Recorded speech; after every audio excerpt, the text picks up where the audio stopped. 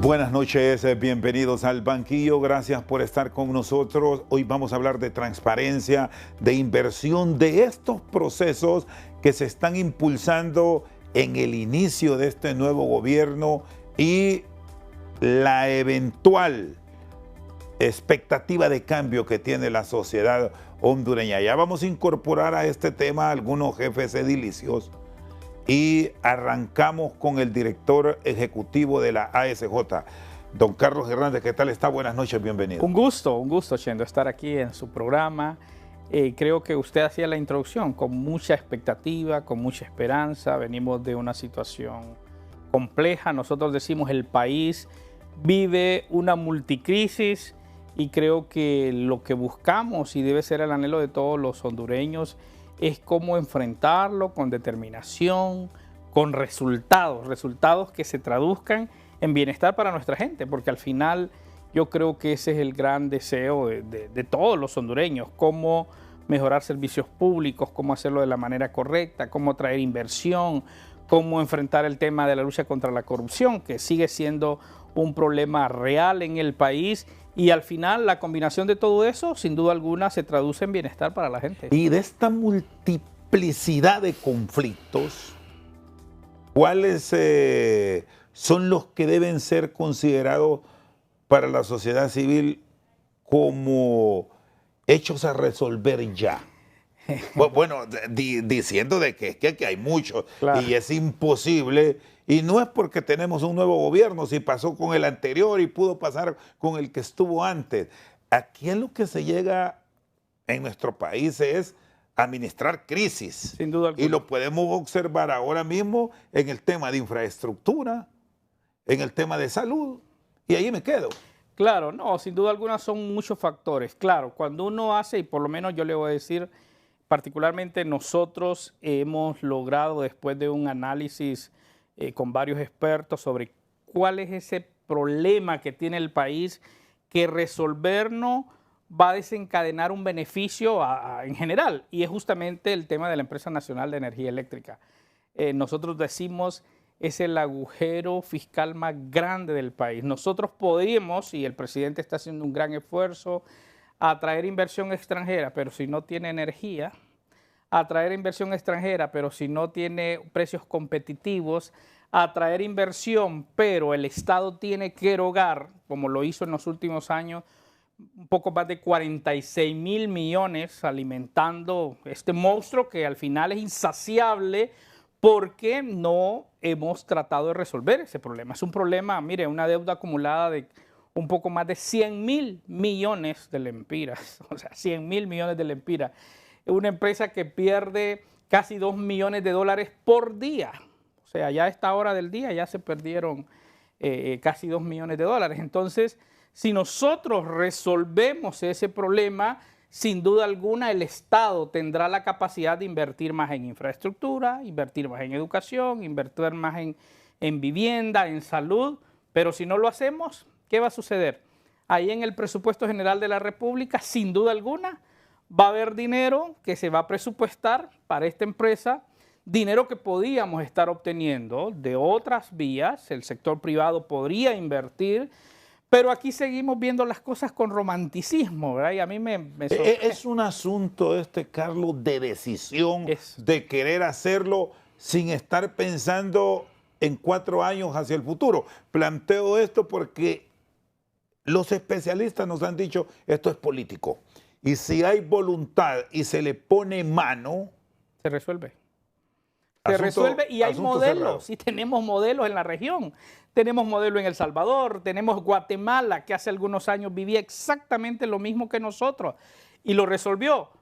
Lo resolvió Panamá, República Dominicana lo está resolviendo, y nosotros, por eso decimos, se hacen los cálculos políticos y entonces a veces pesa más el cálculo político y lo que se han habido varios intentos y al final yo digo, estamos como poniendo una curita en un cáncer, porque al final, usted lo vio y lo denunciamos nosotros aquí mismo, se crea un programa nacional de reducción de pérdidas, invertimos una cantidad enorme de miles de millones y hoy tenemos más pérdidas que antes. Pero en el pasado teníamos lo mismo y contratamos a EH y al final las pérdidas. Entonces, porque no le dimos un abordaje integral. Así es que nosotros insistimos, se lo hemos dicho al presidente, se lo hemos dicho a la gente que está cerca, vemos con esperanza, tengo que decir, hablando con varios técnicos, porque el diagnóstico está claro. ¿Qué es lo que se debe hacer? También está claro. Ahora, aquí hay, cuando vamos a ese escenario, que hay que hacer palabras prohibitivas. Claro. Privatización. Privatización. Eso es. ¿Cómo tener un manejo integral de este tema tan delicado cuando se plantea la privatización? ¿O hay sistemas mixtos que podrían funcionar, aunque aquí ya los probamos? Sí, pero y parece que no. Bueno, hay que buscar. Mire, hace algunos años teníamos un problema con Hondutel. ¿Se recuerda? ¿Cuánto teníamos que pagar de coima o cuánto teníamos que esperar para instalar una línea telefónica? Y ahí sigue esa empresa, a propósito. Ahí sigue, pero usted y yo, ¿cómo nos comunicamos? Y todo el pueblo hondureño. Dejó de ser un factor indispensable. Claro, y tuvo que ver la voluntad política y ahora yo decido con qué empresa. Eso es lo que hacen en energía en El Salvador, eso es lo que hacen en energía en Guatemala, eso es lo que hace Panamá, eso es lo que está haciendo. Entonces por eso le decía, el romanticismo de que esto es público. Bueno, lo que la gente necesita es un servicio de calidad, con precios competitivos. Hoy es público, pero tenemos los precios más altos de la región. Entonces, ¿cuál es Y se declaró, entre otras acciones, incluso institución de seguridad, nacional para el bienestar común? Claro, eso no puede ser. Mire, no puede ser. Nosotros lo planteamos como el caso de gran corrupción en Honduras.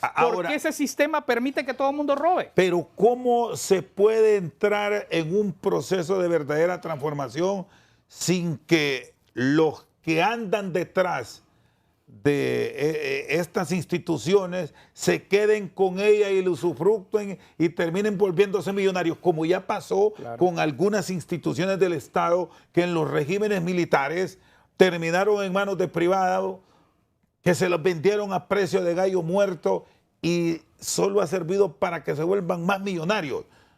Y ahí están los ejemplos, y no hay necesidad de mencionarlo. Totalmente. Ahora, visto esto de la ENE, si entran por esa ruta, ¿cuál debe ser? Usted me dice los modelos de El Salvador, de Guatemala, pero si vemos y vamos mucho más allá de los vecinos, ¿dónde nos podemos mover para traer un sistema que sea efectivo? Y sí decirle a nuestros telespectadores, esto no es a corto plazo. Obviamente, esto es de pero un hay que proceso empezar. Sistemático. Hay que empezar y hay que empezar ahora. El problema es que se va postergando. La gente tiene que darse cuenta que la factura que paga, porque siempre nos dicen ahora mismo, el subsidio de la energía, el subsidio, ¿y quién paga el subsidio? ¿Quién paga el subsidio? Lo pagamos todos. El Estado tiene que ir a buscar, a colocar bonos soberanos. A propósito, ya no podemos colocar bonos soberanos para la Empresa Nacional de Energía Eléctrica. A propósito, están por vencerse algunos. ¿Y de dónde va a salir esa plata? Y cuando se tiene que recurrir a préstamos y a deuda externa para subsidiar la empresa, ¿y quién paga eso? Al final lo pagamos todos los hondureños. Lo paga el hondureño que no tiene... que no hay insulina y que va a los hospitales públicos. ¿Por qué no tenemos eso? Que lo paga el hondureño, el niño que no tiene una educación de calidad, ¿entiende? Entonces, hay que entender esa realidad, porque a veces dicen, si es un bien público, ¿verdad? Y está subsidiado. ¿Y quién paga? Insisto, ¿quién paga ese subsidio? Entonces, tenemos un sistema débil, un sistema donde, mire, aquí, y eso es importante decirlo, lamentablemente con una institución politizada, porque aquí me lo decían hace poco, empiezan a hacer un operativo para regular eso, pero si llega a la casa de cierto personaje, entonces inmediatamente agarra el teléfono y llama y ya recibe la orden. Y no hay nada. Congreso Nacional dice, un decreto, hace poco, un decreto para condonarle la deuda a una iglesia. Ah, qué bonito. ¿Y quién va a pagar eso? ¿Entiende? Yo les digo, ¿por qué no haces lo contrario? Es un decreto para que el gobierno en su presupuesto destine el valor de la deuda de esa iglesia y que lo pague, pero al final le habla a la empresa, pero siempre terminamos pagando todo. Entonces aquí es una narrativa que hay que construir, pero hay que empezar. Así es que obviamente el tema está, insisto, está el diagnóstico, y ya las rutas están establecidas, hay conciencia de todos los sectores, es importante decirlo, Chendo, el sector privado, los generadores, incluso los trabajadores, todo el mundo sabe que eso es una bomba de tiempo, que ya no se explotó, que ya no hay más capacidad para poder estar subsidiando y que hay que darle una respuesta. Y por lo menos en medio de toda la multicrisis es algo que nosotros creemos que el gobierno de la República, el gobierno del presidente debe de hacer algo para resolverlo. Bueno, a propósito de esto del ENEI ampliando, ya el Congreso Nacional conocerá en los próximos días de un proyecto del Ejecutivo para la reducción del aparato estatal. Claro. Y usted mencionaba una empresa que para muchos debe entrar en un proceso de profunda revisión porque sí tiene activos. Claro. Es un Dutel. Y ahí podemos ir encontrando otras instituciones que perfectamente pueden contribuir a un ahorro de 15.000 millones de lempiras, son los estimados que se manejan. Sí. ¿Cómo lo revisa esto la sociedad civil y cómo entrar sin esa afectación que puede generar a trabajadores, algunos de los cuales ni siquiera van ya? Mire, es que es muy fácil. Cuando uno ve la forma como se distribuye el presupuesto, 116 instituciones, y usted ve que hay 13 solamente, que consumen más del 80% del presupuesto. Entonces usted dice, y bueno, ¿y el otro, las 80 y tantos? Se distribuye solo el 20. Y Entonces, puede ser evidentemente, clientelismo político. Claro, evidentemente no hay efectividad. Por sentido común, no necesita ser experto. Entonces, ahí usted se da cuenta que fue creciendo la burocracia. Entonces, hay instituciones, y ojalá lo haga, porque nosotros creemos, y se ha hecho estudios, que en 4 años podemos lograr por lo menos un ahorro del 40% en el gasto corriente, que es el tema que más afecta a las finanzas públicas. Pero se requiere decirle a la gente, mira, va a pasar esto porque es que el Estado, no podemos seguir viendo el Estado como el empleador único por excelencia. Tomamos esta decisión, pero esto se va a traducir en programas masivos de vivienda, en bienestar para la gente, ¿entiende? Para mostrar que efectivamente ese ahorro se va a traducir en un bienestar, no para los que logran llegar a la administración pública, que son, por lo general, usted lo decía, los activistas políticos, sino un beneficio a toda la sociedad. Entonces, sí se puede, pero se requiere mucha voluntad, se requiere un compromiso, no de un partido en particular, sino más bien un compromiso de la clase política de este país. Y el papel del Estado tal cual como un facilitador, ¿dónde debe arrancar para que el compromiso de abrir la inversión sea efectiva? Y ojo que cuando planteamos esto, no estamos pensando en función solo del extranjero, es del local que ha hecho grandes esfuerzos. Instituciones fuertes, instituciones sólidas. El Estado debe ser esa institución que tiene la capacidad de regular justamente a los diferentes actores que entran en el mercado, pero hacerlo con transparencia, hacerlo con capacidad, hacerlo con excelencia. Por eso nosotros decimos, mira, hoy en la mañana tenía una reunión para ver un tema similar en relación a lo que se está viendo en salud, que hay una intervención y ya se aprobó un decreto para que haya un fideicomiso, interviene un privado para resolver ese problema. Y hablaban, bueno, pero la Secretaría debe de tener la capacidad entonces, sistemas de información que genere exactamente qué es la mora quirúrgica, pero cuando decimos qué es la mora quirúrgica, qué problemas son, a dónde se ubica, para poder determinar costo, beneficio. La pregunta es, ¿lo tienen o no lo tienen? Estoy poniendo un ejemplo. Entonces, si usted tiene un Estado, una institución sólida, transparente, fuerte, que es una autoridad, entonces puede regular y puede evitar que los malos que siempre entran en escena se aprovechen de la debilidad del Estado, que es lo que siempre ha pasado, para poder hacer cosas que no son, que al final no generan un beneficio. Así es que yo sí creo que hay que entrarle, pero insisto, hay que ser pragmáticos. O sea, el problema aquí, y casi estoy seguro que van a haber algunos después de de este programa que van a estar cuestionando, y no estamos hablando de que el Estado tiene que ceder todo, estamos hablando que el Estado tiene que tener la capacidad de brindar servicios de calidad, con calidez a todos.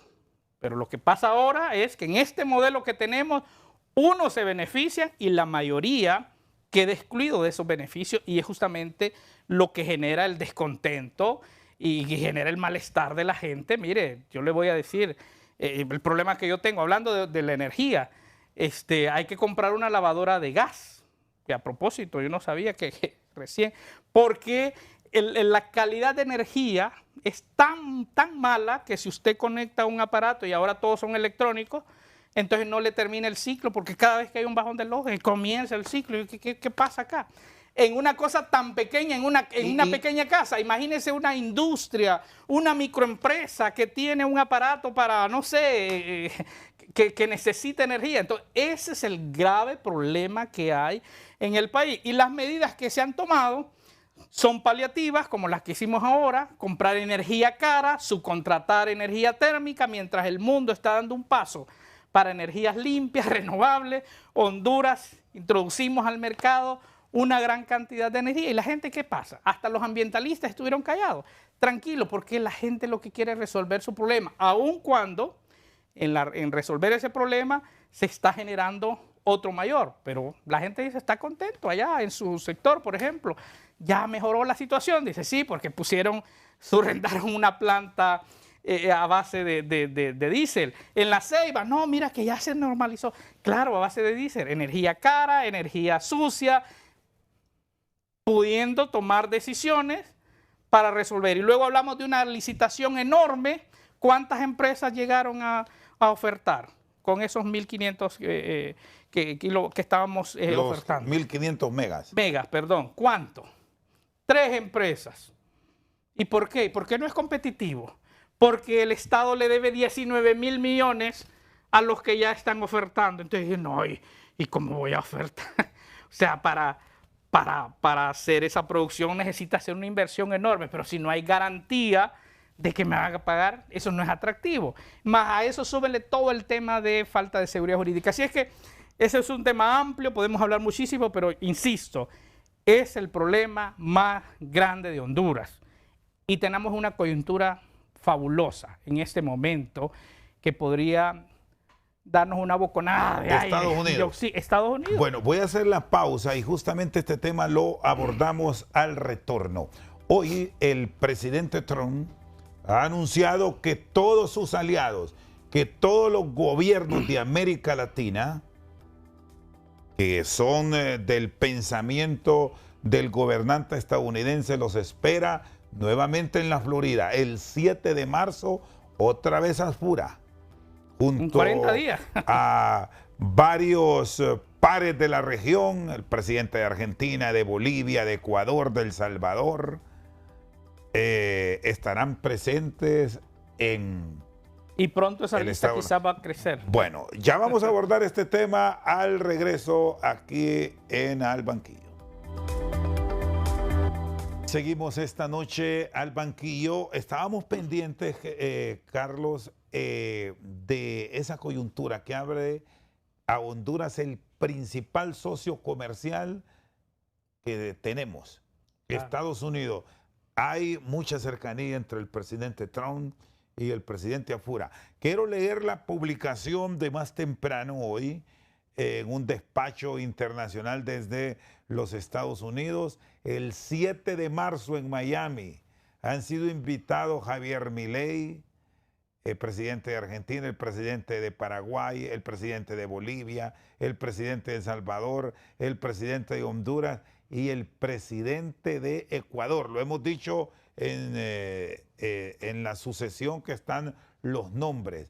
Con estos presidentes comparte agenda geopolítica Trump y los ha convocado para una cumbre presidencial en el Hotel Doral de Miami, Florida, para articular un bloque regional que pueda desarmar la ofensiva de China en América Latina. Bueno, estas son esas coyunturas que los especialistas nos hablan deben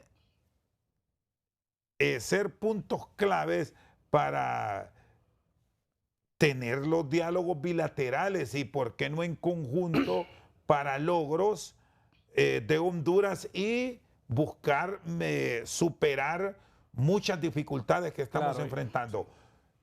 ¿Qué se deberá plantear entonces a Trump si él de esta apertura a estos gobiernos? Y particularmente quiero escucharlo sobre Honduras, porque hoy tenemos, y esperamos con una respuesta pronto, el tema del TPS o los permisos de trabajo para los hondureños que nos están asfixiando. Carlitos. Sin duda alguna. Mire, yo creo que tenemos mucho que ofrecer. Hay que ver cuál es el criterio que el presidente Trump está tomando para esta invitación, porque hay otros que son aliados en la región y no están ahí por lo menos. Es posible, y mientras miraba el listado estaba mi mente viendo, tratando de especular. Y hay un punto, perdón que lo interrumpa, que me llamó la atención. No está Panamá, que ha sido un aliado de él e incluso logró que Panamá retirara gran parte del apoyo chino. Totalmente. Y ese es uno de los puntos de la cumbre.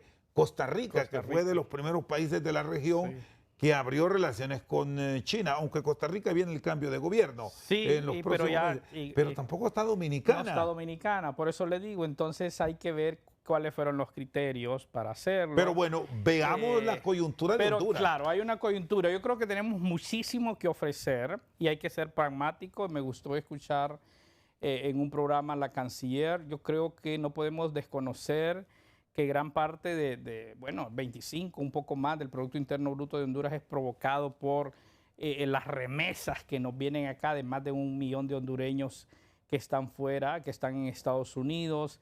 El tema de nuestras exportaciones que son hacia Estados Unidos, la ubicación geográfica que nosotros tenemos, la base que tenemos acá en el centro de América. Entonces, son muchísimas condiciones que hay y yo creo que, espero yo, que el presidente Azura haya tenido la oportunidad ya de presentar una agenda orientada a esa gran inversión que se requiere, que trasciende obviamente a los tepecianos, que esperamos que pronto pueda haber una respuesta contundente del presidente Trump, similar a lo que pasó en El Salvador, que se pueda superar ese tema de los aranceles, que eso es importantísimo sin duda alguna, pero todavía hay más. Y el caso que le mencionaba, por ejemplo, ese es un ejemplo de un gran proyecto. Sé que hablaron del famoso el canal interoceánico, que eso también es súper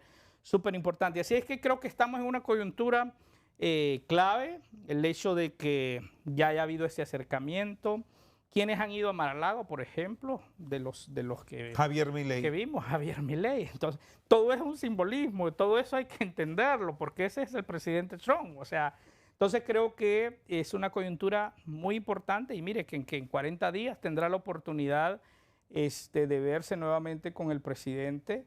Yo creo que no podemos dejar de valorar eso como algo positivo. Yo espero que el presidente, que Tito tenga los equipos que ya están trabajando para estructurar o fortalecer ese plan inicial que ya sin duda alguna lo presentaron en la reunión reciente que tuvieron y poder aprovechar. Ay, mire, cuando uno ve la experiencia de Argentina, Argentina obtuvo un gran beneficio que incluso los agricultores en Estados Unidos protestaron por el tema de la carne y todo, y que se vieron afectados, pero aún con todo eso logró, o sea, es un aporte enorme Argentina para dinamizar uno de los sectores que Argentina históricamente ha sido fuerte, el tema de la agricultura, el tema de la ganadería, o sea, es uno de los juntamente con Brasil, uno de las potencias, digamos, en la región. Así es que creo que hay grandes oportunidades.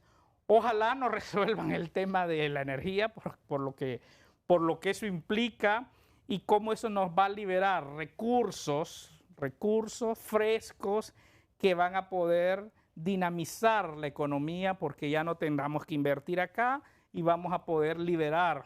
Y son cantidades enormes de dinero que pueden ser usados para programas sociales o para un beneficio. Y el tema de los permisos de trabajo que puede ser fundamental, después de que la Corte de San Francisco, California, nos dijera que ya no va eso, pero sí el presidente Trump se abroga el derecho de que con una firma de él resuelve. Pero es que es claro, pero es que ahí estamos hablando de los 50,000 tepecianos. Y que claro, hay que apoyarlos y hay que brindarles todo el apoyo. Pero ¿cuántos hondureños hay en Estados Unidos? Y si logramos una negociación que no se concentre en beneficiar a 50, sino a todo el grueso de compatriotas. Lograr, eso sería, eso generaría estabilidad para el hermano que está allá hondureño, porque hay muchísimos. O sea, recuérdese que esto, que desde el huracán Mitch, pero hay otros que llegaron posterior y que tienen 20 años y no están sobre el régimen del estatus temporal. Y ahí están. Entonces, ojalá, yo creo que sí hay una gran oportunidad y esto va a depender de esa voluntad que el presidente Trump... Diálogo. Lobby, diálogo, pero también... Porque eso es así, también es que tenemos que ofrecer, es que nosotros tenemos que ofrecer. Esa es la gran ventaja que tenemos. Ofrecer sin que se vea aquello de que somos entregados, que les dimos todo. No, yo creo, no se trata de darnos todo, yo creo que Honduras tiene la capacidad técnica de negociar, tenemos gente de alto nivel en el país que puede, o sea, este es un costo-beneficio, esto es así, o sea, porque es así, esas son las relaciones. Y eso es lo mismo que estaba pasando ahora con China. ¿Qué pasó? Vinimos y rompimos las relaciones con Taiwán y al final, ¿a cambio de qué? A cambio de promesas, a cambio de... Y por eso Trump está haciendo esto, porque esos capitales corrosivos... Y con una clara dedicatoria, porque este es un bloque para hacerle frente a China. Porque hay una cantidad de inversiones corrosivas que se le llaman, que al final no generaron progreso, no generaron desarrollo. Usted va a ver lo que va a empezar a salir, que ya están los informes enormes, por ejemplo, de las megaobras abandonadas en el continente, particularmente en Venezuela, con fondos chinos, que se están pagando, pero que están abandonadas, pero megaobras, ¿entiende? Entonces, esa es la situación que hay que sopesar. Y al final, claro, el gobierno tiene que mantener relaciones con todos, pero tiene que ponderar el beneficio a la población. Eso es lo más importante. Bueno, aquí hay un punto que se ha transmitido en las últimas horas y que tiene que ver mucho también con un eventual respaldo de Estados Unidos. Hace unos años fuimos beneficiados con la cuenta del milenio. Ahora estamos en el umbral, pretendiendo entrar. Valoran mucho el tema de lucha contra la corrupción. El último informe no nos deja bien parados. Pero ¿cómo lograr trabajar para revertir esas cifras? Sobre todo ahora que estamos entrando en una nueva administración. Porque la evaluación que han hecho público organismos de transparencia, en donde están ustedes, Carlos, es de evaluación 2025. 2025, sí, es la peor evaluación que hemos tenido en los últimos años. Desde el 2015 vino, y ese solamente es un reflejo del deterioro institucional que hemos tenido, porque usted ve, a veces se cuestiona, pero empiezan a salir otros informes del Banco Mundial, del Foro Económico Mundial, y son congruentes con este informe, pero sí se puede, sí hay manera de revertir esto. Y en el mundo hemos podido ver cómo países han mejorado. Así es que, claro, mire, ver eso da pena. Imagínese, mire dónde estamos, al final de la lista. Somos el cuarto peor de la región, solo superados por Venezuela. Oiga esto, Venezuela, Nicaragua, Haití, que bueno, lamentablemente ahí no hay estado. Y estamos Honduras, Guatemala mejoró un punto, Salvador mejoró en esta última evaluación. Nosotros nos mantenemos con 22 sobre 100, pero al final en el ranking global estamos en 157 de 182 países. O sea, una situación nada positiva, pero sí se puede revertir. ¿Pero qué se requiere? Se requiere voluntad y se requiere crear un sistema donde verdaderamente se demuestre que lo público importa, que ese concepto de que lo público es de todos, pero no es de nadie, y que llegar a la administración pública es para obtener beneficios personales. Eso tiene que cambiar.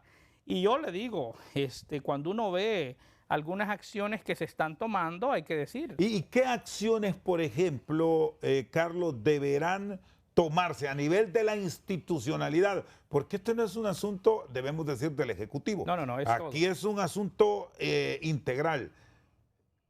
Congreso Nacional, Sí. que creo que varia de esa evaluación ahí que nos pone votados. Sí, obviamente. Votados con Hay B un labial, peso enorme, ¿verdad? claro. Hay que decir que votados con B labial para no Sí. confundir el término.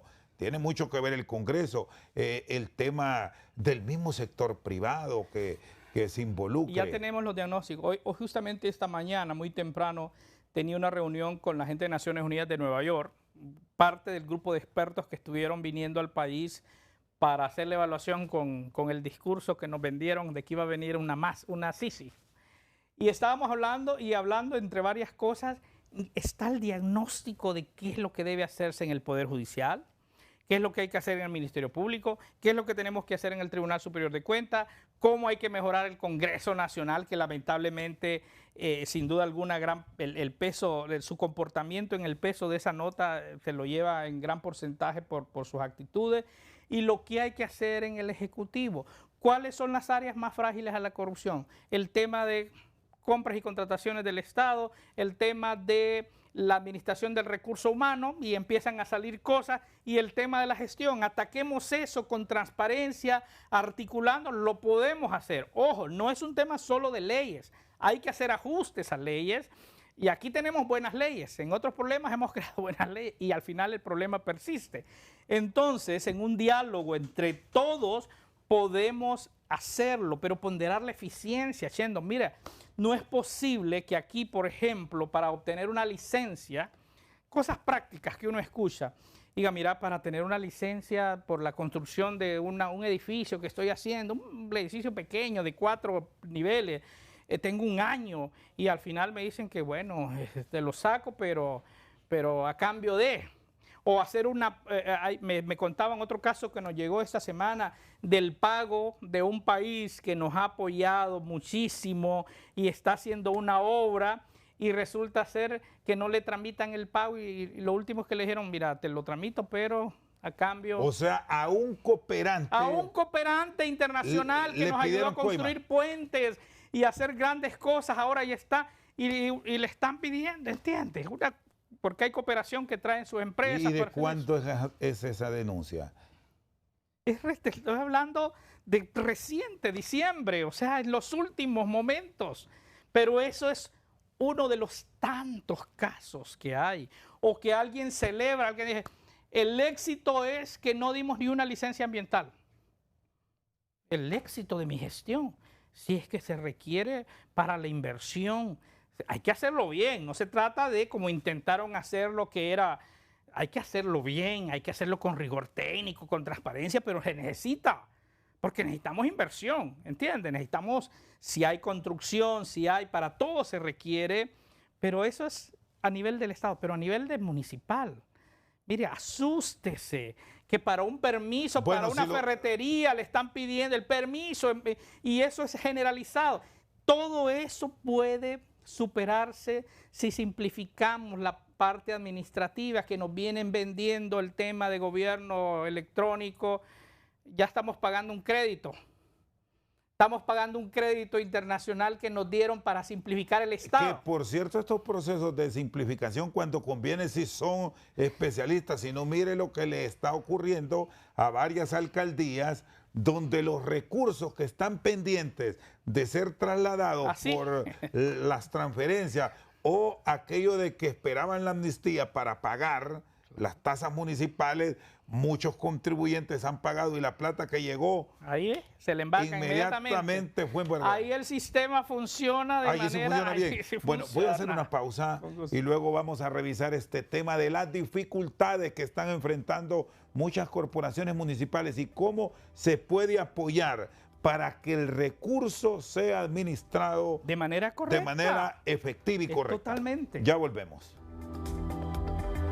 Bueno, en nuestro cara a cara de hoy, este problema que están enfrentando las alcaldías es un asunto de transparencia, pero al mismo tiempo es algo que tiene que ver mucho con la calidad del servidor público, Claro. porque se aprovecharon algunos alcaldes, me ubico antes del 25 de enero, que no fueron favorecidos con el voto popular, pero en el inicio del año y hasta en diciembre hicieron cosas que hoy están dañando no al alcalde que lo sustituyó, Es al sino pueblo. a la comunidad, nuestro cara a cara de hoy. Bueno, aquí sí funcionaron los procesos de eficiencia que tanto se reclaman, pero ¿hay alguna fórmula que se pueda plantear, insisto, para no dañar a la comunidad? Lo que está pasando en el Corpus, lo que se viene para... Pero dicen que son más de 100 alcaldías. Sí, son más de 100 alcaldías. Hemos revelado ayer en la tarde. No, Carlos. esa es una tragedia. Yo creo que es una tragedia porque al final le roba la oportunidad a una autoridad municipal de generar bienestar, progreso, paraliza las obras, y esto tiene que ver con la ineficiencia de la administración pública. Entonces uno dice... Y bueno, y la Secretaría de Gobernación, que debería de estar vigilando para asegurar que el comportamiento de las autoridades municipales sea el adecuado y que lo hagan bien y que los procesos administrativos, para darles la razón, digamos, en parte a esto, lo hagan de manera correcta. Vamos a ver, porque de repente el Poder Judicial podrá salir y decir... No, pero es que aquí solo estamos aplicando la ley porque lo hicieron de manera incorrecta, ¿entiendes? Pero por otro lado, que también no se desconoce esas mafias históricas que hay en Honduras, porque el mejor beneficio es ganarle una demanda al Estado. Y aquí está diagnosticado. El nuevo procurador ha hecho revelaciones grosera. Y bueno, y si él lo dice... que tiene acceso a la información privilegiada que usted y yo no, es porque sabe. Y es que mire, volviendo al tema de la Empresa Nacional de Energía Eléctrica, lo voy a contar en la administración pasada. Recuerdo que de repente un día, porque yo apoyaba un poco a la comisión interventora, me llaman y me dicen, mire, necesitamos urgentemente que nos ayuden porque ahí nos están demandando por más de 40 millones de dólares y ya está listo y hay que ver cómo, y nos movilizamos y se logró hacer una intervención que de hecho se resolvió. ¿Y qué se descubrió? Una persona, una juez, y de repente empiezan a ver que anda una Prado del año, una juez con un salario de 40,000 lempiras, una Prado del año, y después cuando empieza a ver, no era de ella, era de alguien que se le había prestado y al final se descubrió, y lo estoy mencionando el caso porque ya está juzgado. Al final se logró, gracias a una intervención que se hizo entre diferentes actores, detener eso. Eso es solamente una muestra, pero es 40 millones de dólares. Multiplíquelo por 26, ¿cuál iba a ser el daño para esa empresa? Y así como ese... Son más de 1.000 millones de lempiras. Y así como ese hay cantidad, o sea... Un tipo que iba a ser el billete de su vida, para él, para sus nietos, para toda la familia, con esa cantidad de dinero. Eso ahí. Pero es exactamente lo mismo que pasa en las alcaldías municipales. Entonces, insisto, es una debilidad institucional, es una cuestión enorme de saqueo, de ver lo público como que podemos hacer y deshacer con él.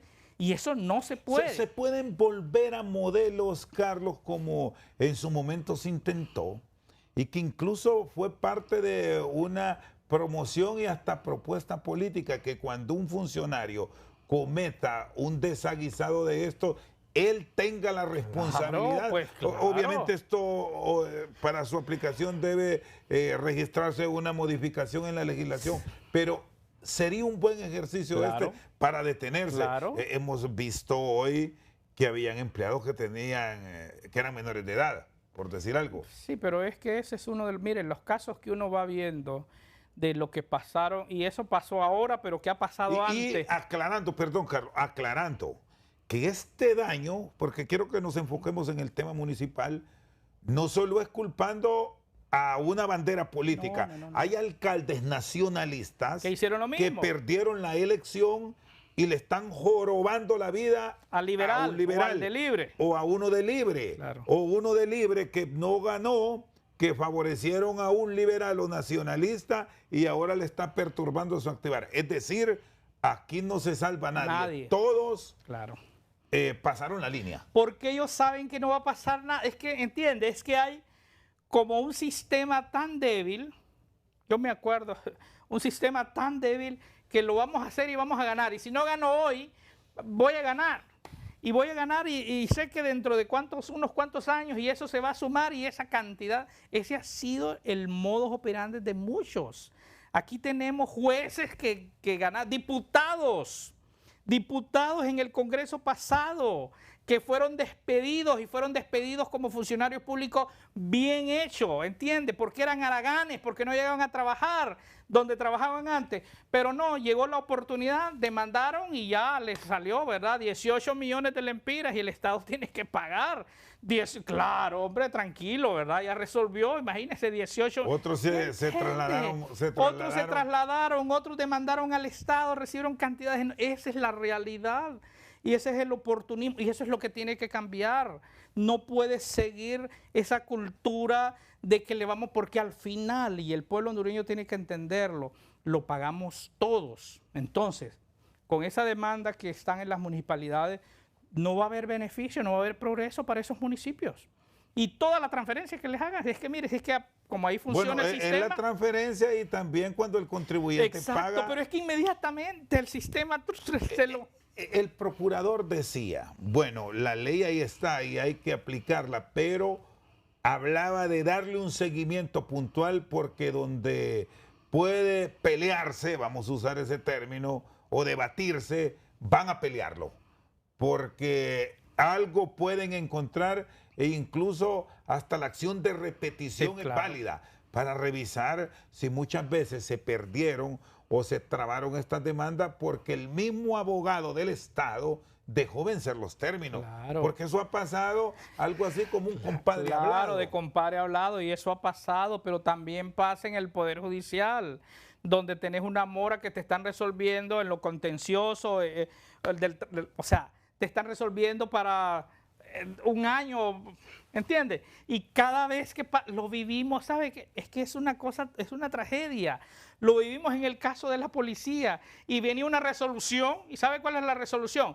Salarios caídos. Ahí tienen este problema, ahí le va a tocar claro, al nuevo ministro Gerson Velázquez reintegrar. Pero ¿sabe qué es lo triste? Reintegrar, pero con el cargo. O sea, es posible que haya estado 10 años fuera y le dije, páguele los 10 años, pero en 10 años que era comisionado tenía que... ¿Entiendes? Sin tener la formación, la experiencia. O sea, ¿en qué cabeza cabe eso? Hay un caso, no sé si usted lo recuerda, de un funcionario del ENE. Hablando del ENE a propósito, ese es el colmo. Que vino una resolución del Poder Judicial, dura es la ley, pero es la ley, que ordenaron su reintegro. Está bien, ni modo. Pero resulta que ese funcionario no quería aceptar, y esto sí es de replay, porque no le daban la oficina que él tenía antes con su escritorio y su silla. Óigame, esto no es ninguna broma. ¿Se recuerda ese caso? Sí. Y allá hay varios casos, porque mire. Pero este sí fue muy sonado. No, claro, ese caso fue muy sonado. No, ese es.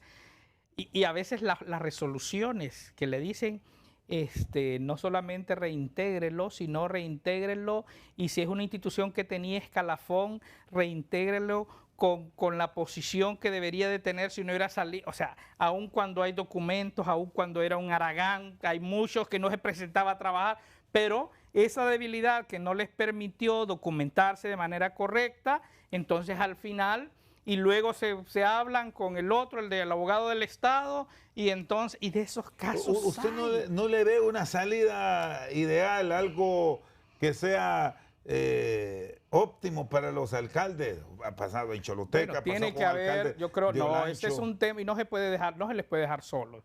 Yo creo que si no, no van a hacer nada. Exacto, no se les puede dejar solos, y recuerde que para el presidente Afura el tema de la descentralización es muy importante. y él está hablando muchísimo de darle protagonismo a las alcaldías. Y yo creo en eso, yo creo en la descentralización, yo creo que el gobierno municipal es el agente del Estado más cercano a la gente, pero ahí está ese problema y por eso no hay que dejarles solos y hay que buscar cómo, como sociedad, diferentes actores, encontrar una salida de ese problema. Bueno, hago la pausa y al cierre vamos a revisar esto del proyecto para las municipalidades de reactivar la red vial antes de la Semana Santa. Hay 700 millones. La entrega de maquinaria para las alcaldías. Deben dejar bien claro eso, porque hay una historia de unos años atrás, se recuerda lo de Setcamat. Sí, todo esto lo tenía el Estado y se lo dieron a los trabajadores y lo vendieron. Bueno, ya volvemos. Sí. Seguimos esta noche al banquillo y en el cierre con Carlos Hernández, director ejecutivo de ASJ. El tema de apoyo presupuestario para infraestructura y las respuestas a las alcaldías con una propuesta de gobierno de Afuras habla de darles un kit de maquinaria de construcción. Pero ¿cómo tener ejecutores que sean ejecutores y veedores que sean veedores? Porque de pronto lo hemos confundido ese último término y terminan siendo bebedores o vividores. Exactamente. No sé cómo valorarlo. Bueno, primero hay que ponderar, Chendo, que esto se aprobó por unanimidad en el Congreso Nacional. Punto, vimos a los de libre de acuerdo. Y eso me parece que es positivo. Liberales. Yo estaba hoy, porque iniciamos un proceso de capacitación ahí a los nuevos diputados y todo estaba diseñado aparentemente para, bueno, obviamente las dos bancadas, nacional y liberal, pero de repente se acerca uno de los voceros, porque los libres no tienen jefe de bancada, uno de los voceros, y dijo, no, mira, nosotros vamos a pronunciarnos también. Y al final terminaron votando. Entonces, eso muestra el valor que desde el Congreso Nacional se le está dando a los gobiernos municipales. Insisto, yo creo que el tema de la descentralización y la participación de las municipalidades es correcta, es adecuada y es parte de la estrategia de trabajo del presidente Azura, pero hay de alcaldía a alcaldía. Yo creo que eso hay que verlo. Aquí tenemos que ver que hay algunas que tienen capacidad, hay otras que las capacidades son menores y aquí va a depender mucho del rol que juegue gobernación o quien se decida para asegurar que ese equipo, esa maquinaria, desde el detalle, desde el mantenimiento, del buen uso de esa maquinaria, hasta el servicio que ese equipo va a prestar, que sea de manera correcta y lo que usted dice, no se repita la historia, porque a veces aquí tenemos memoria corta y se nos olvida que en el pasado el Estado tenía equipo. No, y muchas alcaldías tenían un sistema de, bueno, debo decir, de recolección de basura, de reparación de calles, de cunetas, muy bueno. Exacto. Yo recuerdo lo del Paraíso, pero de repente terminaron en talleres desmantelados y se acabó. Y esa era la experiencia en muchas secretarías del Estado. Usted miraba cómo se robaban las piezas. O sea, ¿por qué? Y otro punto, Carlos, que hoy lo abordábamos también y lo discutíamos.